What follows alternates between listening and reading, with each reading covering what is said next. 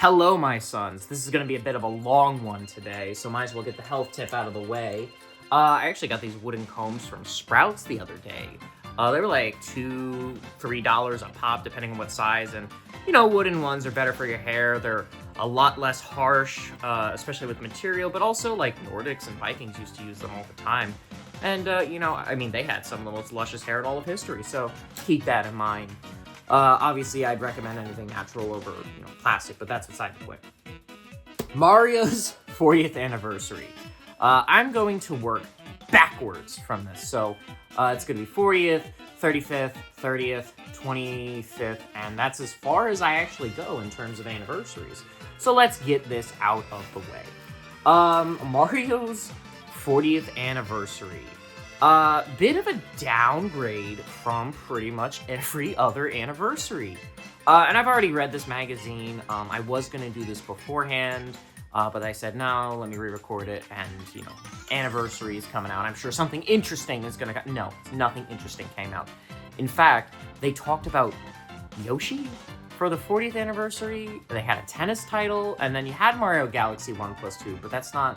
it's not like a timed release or an anniversary title. Those are just ports. So the 40th anniversary, it sucked. It genuinely sucked. And I feel like anniversaries with Nintendo have progressively gotten worse over the years. Like, the care is just not there. Like, it's just things are coincidentally there. Like, oh, we got the Mario movie coming out.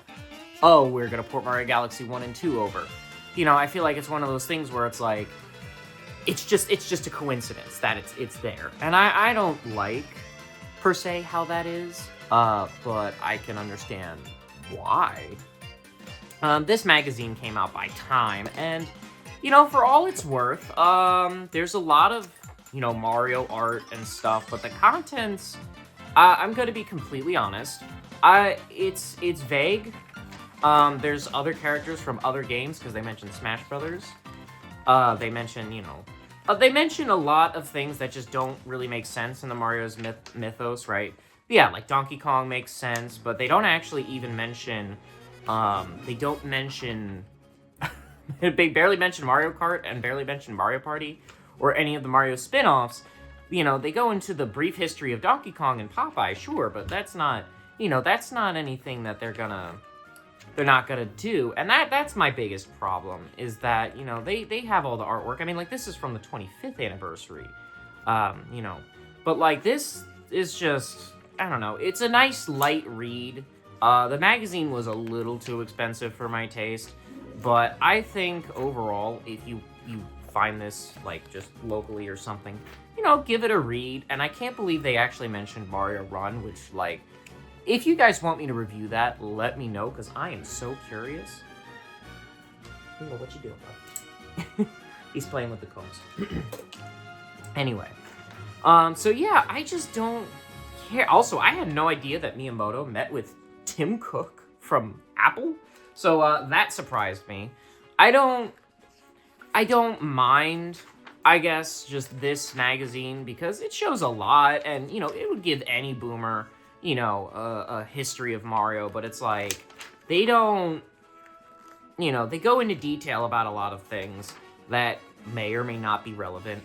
Like, they mention, Mario Bros, Super Mario Bros, but then they, like, skip over Mario 2, which is a big important part of his history, because they did a West thing, versus a, East thing, and it's one of those things. It's like, really? You didn't mention that? And, I don't think they even mentioned Charles Martinet, the man who's been voicing him for over 20 years. But instead, we have a panel dedicated to Sonic and Crash Bandicoot, which, okay, sure, Mario inspired Sonic, but, like, Crash, like, again, it doesn't, like, Spyro, like, elements of Super Mario 64 design and platform Spyro, like, okay, cool, everyone's inspired by everyone. But, like, that, again, to me, is just, it's weird. Like, why are you mentioning all of these other characters, especially non-Nintendo characters in this, sporting stuff, and then watch. You flip it over a few more times, and then boom, you have Smash Brothers. Like, again, this is supposed to be Mario's 40th anniversary, and out of all the characters to make sense here, Link and Sonic make the most sense, why is Chrom here? And, Pokemon Trainer, okay, sure, we'll give Pokemon Trainer the benefit of the doubt, right? but it's just like, you really wanted to show Princess Peach Showtime? And listen, I'm not saying Princess Peach Showtime's a bad game. It's just, who was it marketed for? That's genuinely my thing, because, you know, hardcore Mario fans, most of them, at least according to Nintendo's own metric, are male. Second, it kind of belittles women in the sense where the game is, like, stupid easy. Like, I mean, like, I played the demo in store, and I'm like, no one's gonna care for this. No one, like, wants to be belittled like this. So I genuinely didn't know who it was designed for, because the female fan base is only like 20 to 30% versus the rest being male, and especially with a variety of ages. It just seemed like the demographic for Princess Peach was so small. Why is she mentioned here? So, you know, I mean, like, I get it. And mind you, I think this was out before Samantha Kelly was fired. I genuinely think I think this is out before she was fired, which, worst firing in all of history. You know, and Charles Martinet and I had a nice little chat about that at Too Many Games, and it was nice because I was the first one there. No one really was in line, so I was able to talk to him a lot longer, and you know, he let some things slip, but I was like, don't worry about it. I won't mention anything, you know, right now. Like, you know, it was a nice little conversation, because, you know, obviously there are certain things you can't say as, you know, whatever. But you know, I think overall, this magazine just sucks. It just sucks, because now you got the Hollywood portion of it, and that takes up, you know, a good portion. And I mean, this movie, if you guys want to watch party of this movie, let me know, because it is a doozy. I don't even drink alcohol, but at this point, I'm willing to be as drunk as he was in the movie. If you know, you know. Yeah, I mean, I would love to go to Universal Japan or Florida, but, you know, I mean, both are expensive as heck. And you could just tell, like, look at Doug Bowser. Look at Doug Bowser. He's just like, yeah, like, there's a reason he left. He's not really, like, what did he do over his tenure as CEO of Nintendo of America?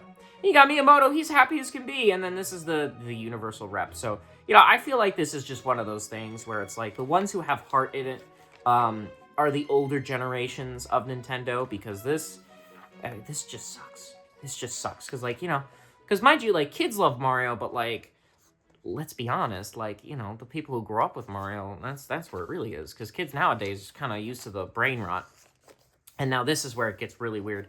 The merchandise section is just wild to me. Like, a Princess Peach face mask. The Pokemon card makes sense. I don't know if Truff's Mario hot sauce really made sense. I always wanted to try the hot sauce and stuff, even though I'm against a lot of the ingredients that are in there, you know, the you only live once mentality, right? And look, you know, I try and be as healthy as possible, but even I have, you know, my times. I try not to be a hypocrite, you know, with, you know, seed oils, high fructose corn syrup, and you know, the dyes, of course. But I will say this is just, like, why? Like, back to school, bags, you know, why she got a drill, you know? You know, it's just weird. It's weird marketing. It's weird marketing, because this is just a normal drill, and she's advertising literally everything but the drill. Like, that's the prop, but, like, the prop should be something Mario related. Does Mario have a brand deal for a drill? No, I don't genuinely think so. But yeah, let's just get on with the rest of this. The shoes kind of make sense, but, you know, these are custom. You know, like, this isn't for the public. You know, Bath and Body Works had a Mario. Like, again, this is the Hollywood thing, the Mario movie thing. Action figures. I'm surprised they even chose the Mario movie action figure. Like, again, it's very Hollywood, not very, you know, video game like. And I guarantee you, you know, if I look up some of these people here who saw this, it's like, you aren't video game fans. You're probably some boomer who doesn't know any better. You know, give them the first and last name check and see, like, yeah, their opinion probably just on the matter is, like, very blanketed. You know, it's not, like, rough on Nintendo for, you know, certain history parts. I mean, it is, like, in terms of the movie, but, like, they're praising Peach's Showtime here, which, you know, is fine. I get it. It's a recent game. They don't want a lawsuit, but, like, I don't know. I just think people have too much money in their mouths now, where it's like, you can't be authentic, and that, you know, that's just upsetting. This just is a quick crash grab, and I mean, I was suckered into it, obviously, but, you know, it's not it's not as egregious as the actual 40th anniversary.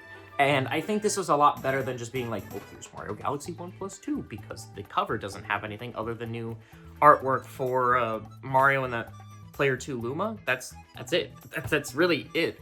And I got the Galaxy 2 review and the Galaxy 1 review, so, you know, I think it's one of those things where the 40th anniversary is just kind of gonna subside into obscurity, because we have anniversaries that we remember a lot more fondly. So let's go back to the 35th, and this is the 3D All-Stars, and, you know, these are some things that I have for it. You know, these are the coins, these are the magnets, and obviously that's 3D All-Stars overall. And I mean, there was a lot of things done wrong with the 35th, but I think it was better than the 40th for a lot of reasons. And that was my cat. I don't know if you guys saw him, but anyway, so yeah, I think that, you know, for all intents and purposes, it was good, but really bad. I think the bad really correlates just with Mario 30, you know, Mario 35 was a limited run thing, and, you know, when I found out that was limited run time, I was just like, you know, I can't enjoy it, I can't play it, and it's like one of those things where it's like, I wasn't doing YouTube at the time, so I wasn't gonna review it. It was upsetting. It was genuinely upsetting, at least to me. And this being a limited time release was very upsetting, even if this was coming out later. So I don't care, because it's one of those things where it's like, okay, you can play this on the Switch Online. You can't play this on the Switch Online yet. And then this is like, you know, this has been ported, the Wii, the Wii U, Switch, more Switch. So it's like, you know, you have Mario Galaxy. It was Galaxy 2 that really upset me, because again, 3D All-Stars would be in 3D World, which was already on the Switch and the Wii U, so that's fine.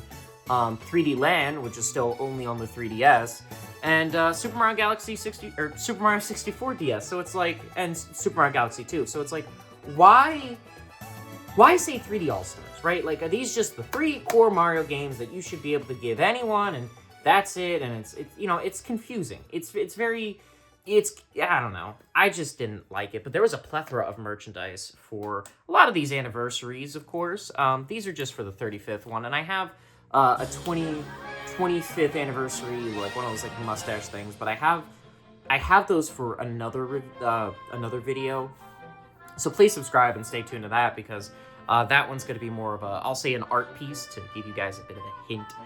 It was an idea I had for a while, you know, but anyway, these coins, yeah, Charles Martinet, like, these were like $10 you could get at like a store, and Charles Martinet sells them for like $180, $150. His sigil has grown I think I remember it being like $40 at one point. Now it's like doubled that because of his retirement.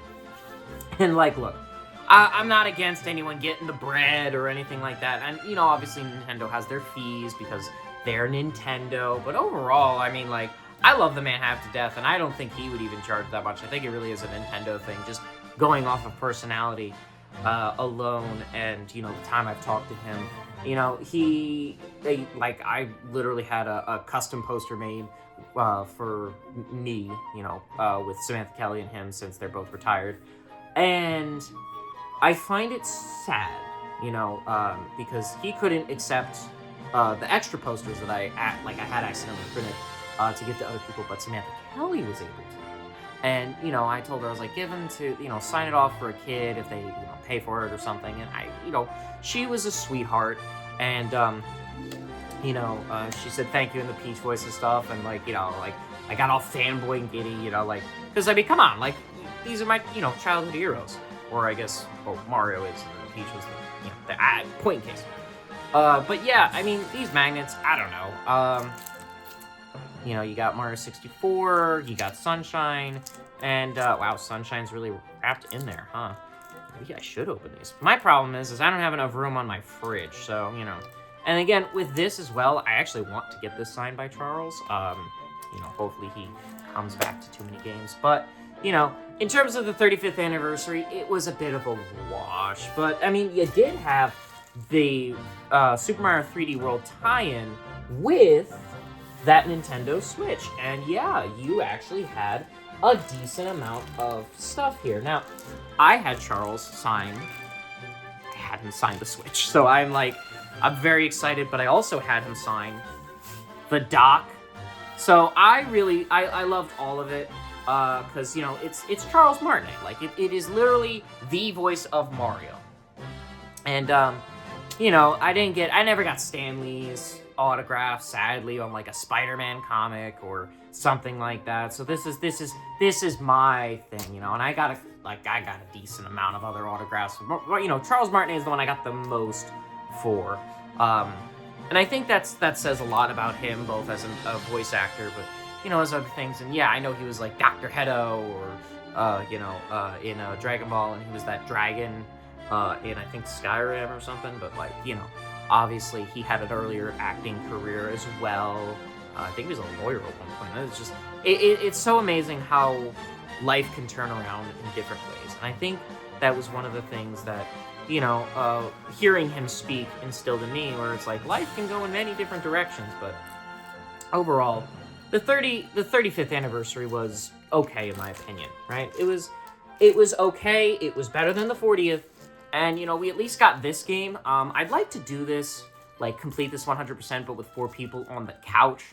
And I think that's one of those things where I miss the connection we had with people when it came to games. So, you know, if you're seeing this and you're a YouTuber or something, you know, I cordially invite you, of course, maybe when I get bigger.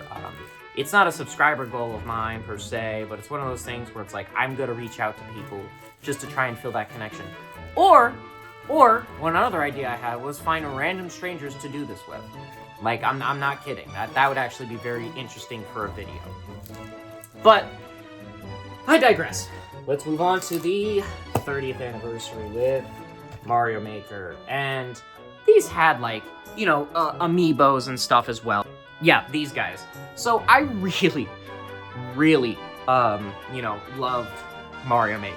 It was the best game that the Wii U could have utilized for the pad, and it's very upsetting that the online service is shut down fairly recently ago. It's just, man, there was a lot of cool costumes that I never got, you know, and it was one of those things where I was just, like, really upset. But Pretendo is a thing that I should probably look into, get a different Wii U for that, because I don't want Nintendo to brick it, my main Wii U with all my action save data. And there were things like this, you know, there. This is, like, it's so weird. Sorry, my, Leo, what you doing, bub? What? Okay. He's watching the birds outside, and he's wagging his tail on the little bell. But anyway, you know, Mario Maker, it's just celebrate Mario's 30th anniversary with this limited edition snow globe, special edition snow coin globe, limited quantities available exclusively at GameStop. Now, I don't know what snow coin globe is. I think it's just a coin, like a globe that's, like, shaped as a coin. I don't know, actually. But it's very weird. I will say, one thing I do like is the artwork, though. I do like the Mario 30th anniversary artwork, because, again, this is at a time where Nintendo was super desperate. So all of the artwork is, like, really well done. You have all the different things of Mario and stuff. And, you know, overall, I mean, I've never actually opened this, just because collector item and stuff. But, I mean, as I got older, I kind of realized, you know what, maybe I should just archive the, you know, it's therapeutic, right? And, of course, this might be one of those things I just give away. I'm not sure, because I kind of like the snow globe. But, you know, the 30th anniversary amiibo, though, these guys I am definitely keeping. I love this, like, you know, 3D voxel art. For those of you who don't know, voxel art also is, like, the use of pixels in a 3D space. And this is just beautiful. These are probably some of my favorite types of amiibo. The only other one that comes to mind with this is actually Link. But yeah, so let's open up this and then get into this, because this has a neat little booklet and we can talk a bit more about Mario Maker and my experience with it. So overall, we open this up. It would be nice if this had a, oh, it does have a lid. And then, there we go. Is there something else in here? No, it's just the box. So, you know, keep that in mind. I will probably just throw out this box. I mean, it's, you know, I appreciate the artwork of Mario Maker. I really do. Because, just one more look, because that is, it's good artwork. I'm sad that's actually, like, good artwork. But yeah, I mean, that's fine. Now let's take a look at the snow globe that I've never opened up a day in my life. And, oh, made in China, sunrise identity, blah, blah, blah, blah, snow globe caution, do not place near window or in direct sunlight. Magnified light may result in risk of fire. Wow, that's a great warning. Oh, and they got like little coins and stuff too in here, or a coin, I should say. There we go. Ah, there's, I don't know what that is. I think it's a coin. Right? I don't know, they're all on the bottom. I wonder if they just diluted over time. Yeah, they diluted over time. That's kind of funny. A little bit. Yeah, there they go. Oh, look at that. Ooh, very foggy, though. Again, that's just over time for, I guess, any snow globe ends up like this, obviously. I don't think you can ever fix snow globes, but, like, the water seems a little soapy or, you know. I think it's the fact that there's air in it as well. I think that also... You know, but this is a cute little snow globe, and I love me a desk knickknack, so keep that in mind, I guess, if you ever find one of these out in the wilds, is that, yeah, they're gonna be withered and stuff, but that's fine. And what these amiibo did were very unique. You know, they were just Mario power-ups, of course, and, like, Mario Maker, but I don't know, again, Mario Maker is one of those games where, you know, I saw it as Nintendo making a comeback towards the end of the Wii U. I really did. Because this game sold really well. It was like, I think one of the top 5 games. Granted, it's like, what, Mario Kart, Smash Brothers, this, and like 2 other games. Because Breath of the Wild was like one of the last games on the Wii U, and that sold poorly. For that console, at least, right? Mario Maker, though, this game is, without a doubt, one of the craziest games, because Nintendo basically said, we're done making Mario games, go make your own. And with Mario Maker 2, it didn't have the same magic. I realized that too. And I can actually attest that to probably just the Wii U. The Wii U overall was a way better console for this. And I like how the box was red as well. There's only a few games that actually had a red outline to the box. I think Mario 3D World is another example of this. You know, and it, you know, there wasn't really a consistency with this, where it's like, oh, Mario games are red, because so on and so forth. But yeah, I think overall, it's good. It just doesn't have a manual, because this is around the time when Nintendo stopped giving a crap about manuals. So, you know, keep that in mind as well. You couldn't make slopes in this, but at the same time, they had all those costume amiibos, they had the Zelda DLC, they had that, like, Wiggly Mario, and I just think, you know, that glitched Wiggly Mario, the skinny shroom, like, the fact that that didn't come into Super Mario Galaxy 2, or Super Mario Maker 2, sorry. A lot of 2s here, but I think it's very upsetting. Because if I had to actually put my finger on it, I think I'd like Galaxy, or, dang, I said it again. Maker 1 over Maker 2. And I don't know if that's a hot take. I don't hear many people talking about it. But I also see it as the Switch had the potential to have a better Mario Maker, but it couldn't because, you know, you had to dock it in. And, you know, that, I mean, sure, it has a touchscreen, and you could probably get, like, a little rubber pad or a stylus, but, like, the Switch doesn't come with a stylus because, you know, that's I don't know why, actually. Because it's got a touchscreen, and Nintendo, again, they honed in on the stylus thing. They were the pioneers of the stylus for touchpads, so, I don't know, this is a better game than Maker 2, in my opinion. Maker 2 didn't really land on an anniversary. I feel like if Maker 2 came out... Actually, yeah, if Mario Maker 2 came out on the 40th anniversary, I think it would have been a lot better of a marketing ploy, and in my opinion. Just because of how, well, it's better. Like, you know, it is a sequel, so people would have been more hyped for it. I don't know, because it's like, dude, this one, yeah, I'll talk about this a little more real quick. This is lazy. It just is. It's just lazy. It's put together, you know, obviously because it's like, oh, it's on the Nintendo Switch, right? You know, not the Switch 2, but everyone has a Switch, so they decided to just make the Switch 2 one more. You know, like, it's just lazy. And the textures are not better, in my opinion, in most instances. And I feel like they put this on here because they're gearing up for Mario Galaxy 3, which I feel like might be in production right now because Donkey Kong is done.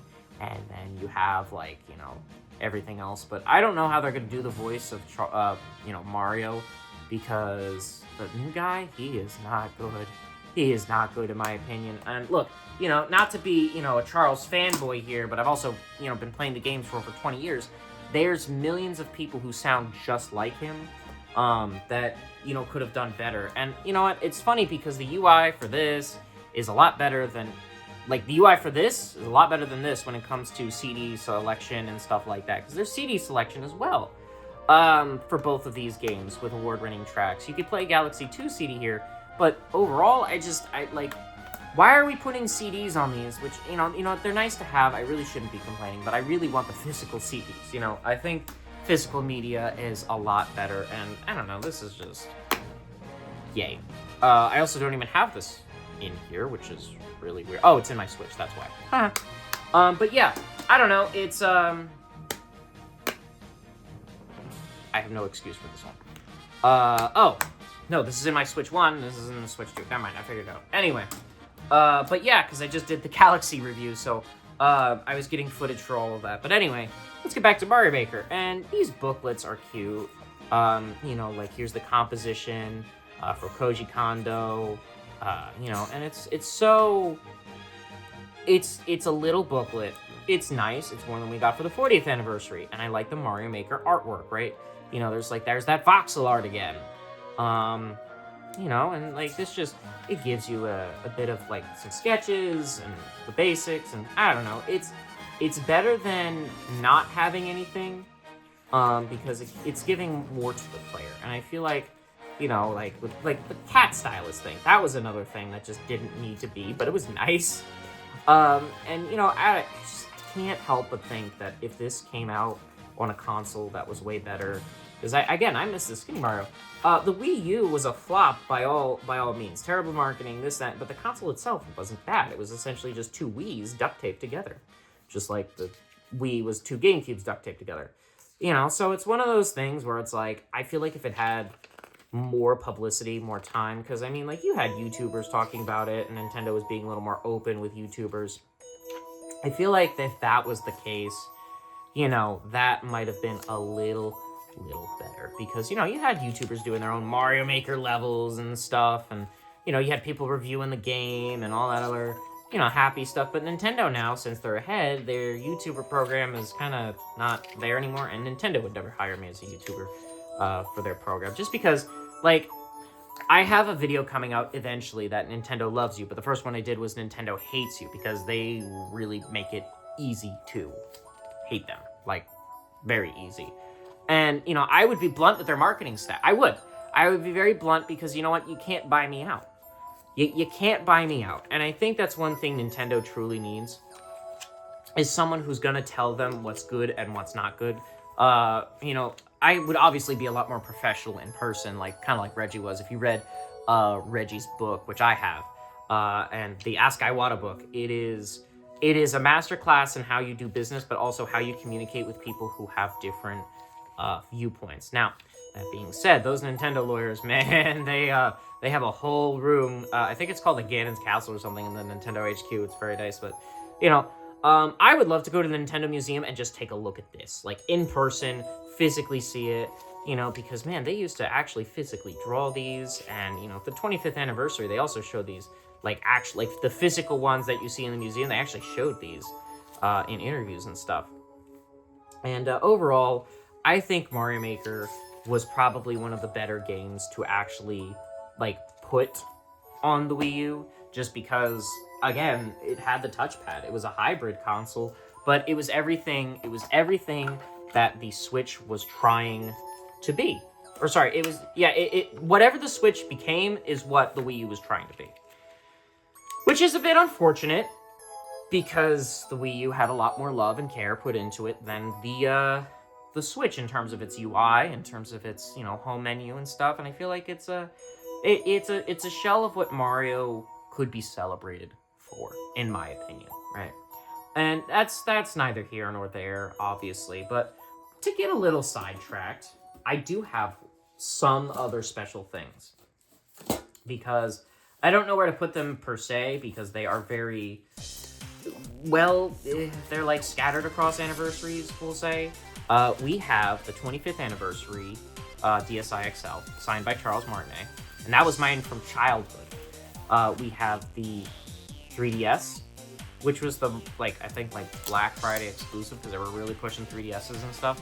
And then we have the Year of Luigi one. Now, the Year of Luigi one, I'm gonna be honest, this one is not as good as the Japanese one, but Charles Martinet signing it, honestly, the canvas space, it was there. It was really there, and he did little Luigi, and then, I just liked how he had different colors for this, and then he signed it himself in blue, so, he really loves his fans. I brought it all, and I told him, hey, this is just awesome. And obviously, there are things that are personalized, and there are things that aren't personalized. Just because, he asked. I was like, yeah, this one personalized, this one don't personalize it. But it's very nice to see that, because again, this is when I was working 2 or 3 jobs.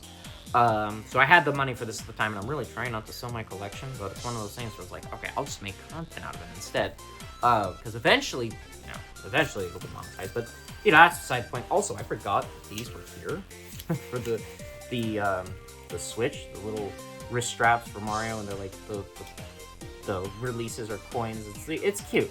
I didn't really have anywhere else to put that, because, well, I did, but I actually just forgot they were there. But let's move on to the 25th anniversary, because this is the sweetest one out of all of them, because my mom was working at Toys R Us back in the day when Toys R Us was a thing. And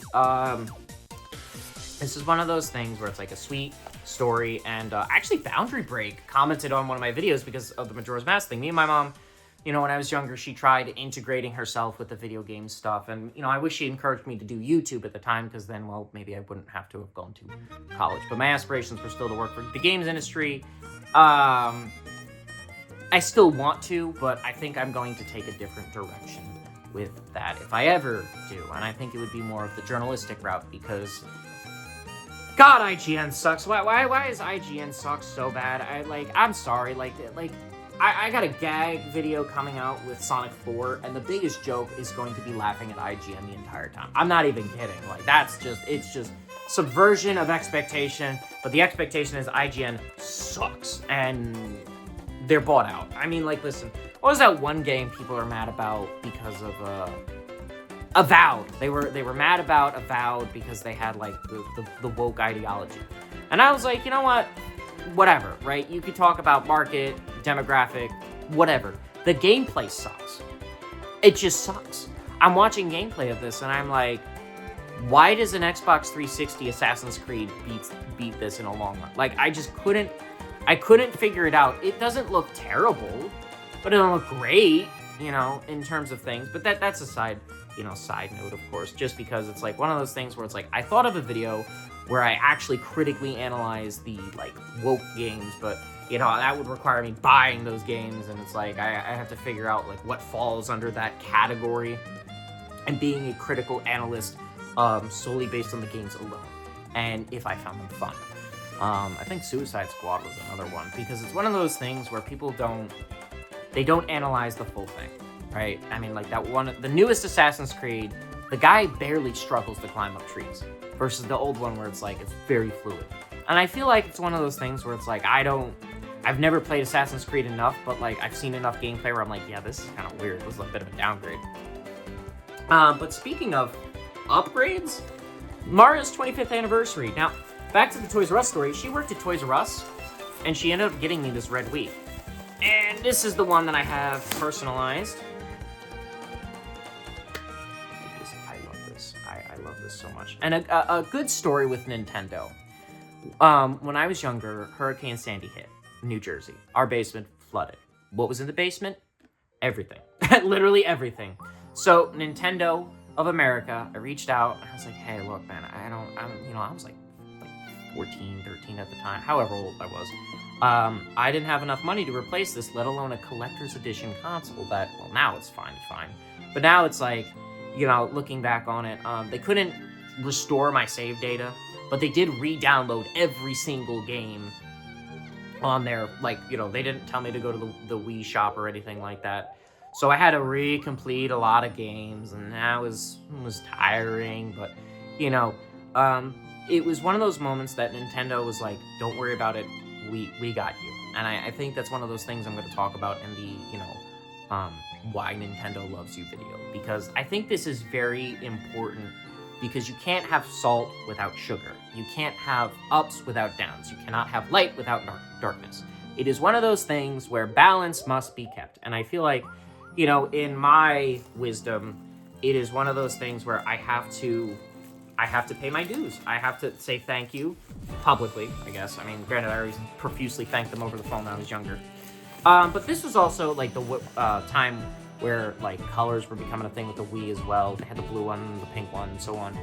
The red one, though, eventually, like Wii remote-wise, went to the Wii Mini, which is a very great console to homebrew. I would love to do that. Maybe in a homebrew video, but overall, they had that, the DSi XL, the came in the Mario Kart, but the big star of the show was Super Mario All-Stars, which is this is just a port of the SNES game, but it does come with a soundtrack and a history booklet. Now, funny story with this soundtrack was, get this, in middle school, which was actually, middle school, so I was like around 12 or 13 at the time. We used the CD, forget this, we had an 80s theme for the hallway, and this was the CD that we used. We played the older Mario stuff. We got like third place, which kind of blew. The teacher was cool about it. He kept this safe, and he was a nice guy, so props to him, I guess. I don't really have any kind of, I don't have any regrets. And there's that 25th anniversary artwork I was telling you about. And they actually gave you a case for this too, which is phenomenal, because there's the art book. So, this art book is fine. It's small in comparison, but I like how, there's different renders of Mario, but it's a little hard to open. But here's a timeline, and there's the original Super Mario All-Stars, console releases. So this is a nice little, booklet. It gives you everything you need to know about Mario in that regard. And they were still using Mii's back then. Look at that, I miss the Mii's. They had personality, and now it's like everyone just doesn't want to have a personality when it comes to their console. Like, themes aren't a thing on PlayStation 5. There's barely any themes on Xbox, and then Xbox is now, kind of being diluted. That Halo thing recently. And I like the sketches of this as well. I like the history. I like the artwork as well, because again, you gotta remember, there's custom artwork for these.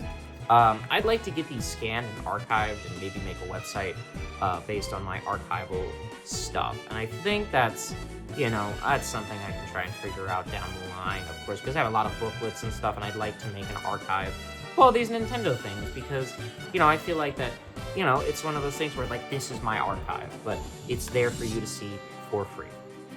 And Nintendo might hate that, I'm not sure, but if I own it, technically I can do, for the most part, what I want with it, especially, I don't think, because they're not selling this. I don't think you could find this online anymore. I don't think you can. I don't know, because Nintendo is very weird when it comes to their IP and stuff, and I'm not, like, saying go pirate things or stuff, but, like, there's, like, ethics to this. Like, Earthbound, if you can't, if it's not on the Switch Online and it's $1,000 to get the cartridge, well, what other options does Nintendo give you? But Nintendo's getting a little better with the Switch Online stuff, especially with GameCube games. I'm expecting those to drop in price drastically over the Switch 2's life, as someone with a GameCube collection. Now, Mario All-Stars, this is weird. Also, I don't even think you could play this with a GameCube controller. I don't think I've ever tried to, because I always used just the Wii remote, because it was like an NES controller.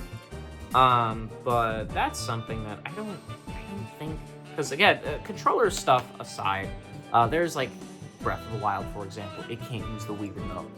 And I think that's another thing that kind of, surprises me as well, is just like sometimes they'll have like the default, like, okay, this is the space for the cover, these are the controllers, so, keep that in mind, of course. But I don't know, I liked this port. I like that we have it, I like that we still have it, and if I was to do Mario 1, 2, 3, and Lost Levels, I would probably use this copy to review it.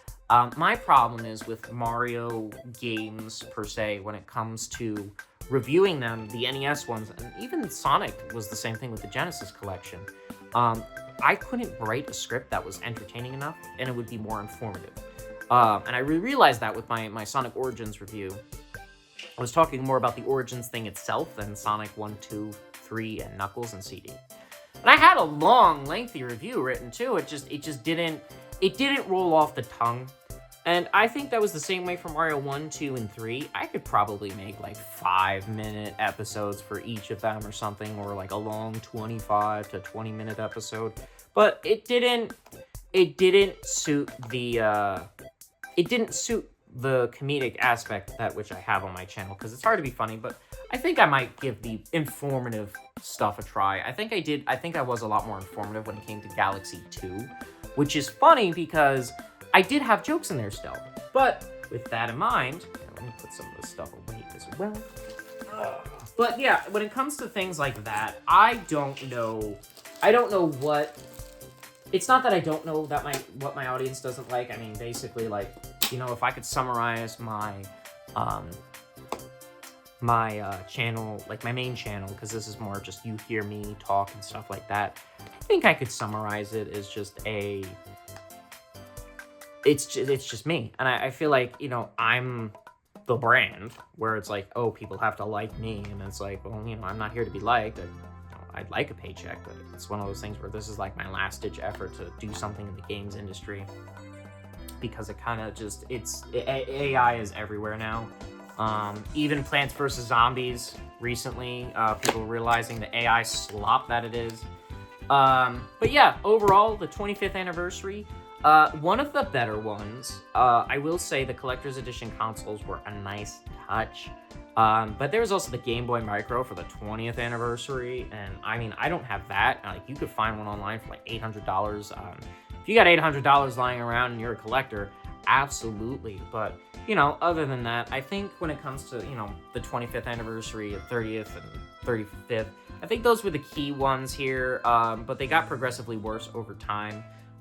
In my opinion, the 30th was one of the best ones, and then the 35th was maybe second or third, depending on who you ask, because, you know, obviously these games are timeless classics, and it was relatively cheap at the time, too, to get this as well. It was the Wii and the DSi that were, like, the sellers. And, you know, of course, I got that for Christmas when I was, like, a kid. And, I don't know, I think Nintendo is going down a route that I don't know if it's going to lead them into obscurity again, like in the Wii U era, because the Switch 2 right now is not doing the best. In fact, their stock is, like, fluctuating like crazy. So it's one of those things where I'm analyzing Nintendo as a whole, and I'm not being biased, right? I tell it how it is. But let me know what you guys think. And this, actually, did I talk about this canister? It's just 3D World plus Bowser's Fury, because oh yeah, I didn't even talk about Bowser's Fury. Bowser's Fury was just like a small add-on game, and I think it was really like the test of like Galaxy 3. I think I might review that separately than 3D World, because it is its own game in a sense, and it's very short, so I might do that. I think it's fine. But other than that, let me know what you guys think. Like, what do you think about the 3D All-Stars, Galaxy 1 and 2? What do you think of the lack of anything for the 40th anniversary? Or that Yoshi is the star game for the 40th anniversary of Super Mario? Not that just, it's weird. It's weird saying that. It's very weird saying that, gonna be honest, but, you know, that aside, guys, yeah, let me know what you guys think. Should I open those magnets up in a smaller video? Should I, you know, be more, I don't know. Yeah, but other than that, you got your health tip. It was these little bamboo cones, or, you know, because, again, wooden cones are a lot better, so I'm not sponsored by this brand, and if they're being discontinued on Sprouts, I don't know if they're an online business or not, actually. But if you look them up, finest bass brushes quality. So, you know, keep that in mind. Anyway, you guys have an awesome day, and I'll see you guys later. I actually forgot that I had this as well. Good artwork. The case is fine. I don't know, but this was part of the 35th anniversary Switch bundle. Anyway, okay, bye.